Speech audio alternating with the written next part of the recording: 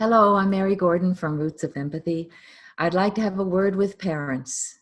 Number one, congratulations and thank you. You're raising the next generation of citizens, parents, and world changers. So it's a bit of a challenge these days with parents managing so many responsibilities. Number one, your responsibility is your children. Normally it's just parenting them. Now it's teaching them. And also many of you are struggling with trying to do your work from the office at home.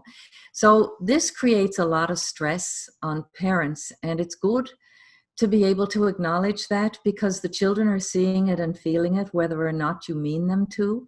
And it's perfectly lovely to be able to be vulnerable with your children and say, I'm feeling a little bit overwhelmed with all the things I'm supposed to be doing.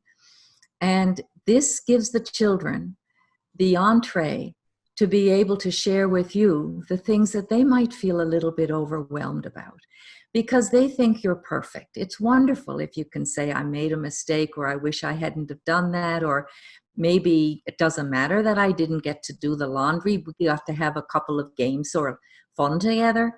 So I think this idea of sharing with the children how you're feeling allows them to share with you, because their mental health and well-being really depends on how they are able to come clean with how they're feeling.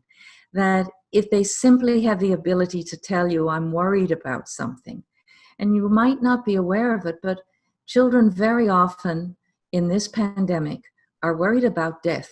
They're worried about death in the family. And if you have honest sharing with them, this will come up, and you will be able to give them the straight goods on it. And children feel very much supported when they're not alone in their concerns. So I would encourage you to look at your children's behavior and your own behavior with the lens of stress and anxiety. Everybody tries to do such a good job at everything, or being a perfectionist is not a good thing because you don't acknowledge the things you've done well. You just seem to see what you didn't do well. And that's not healthy for children either.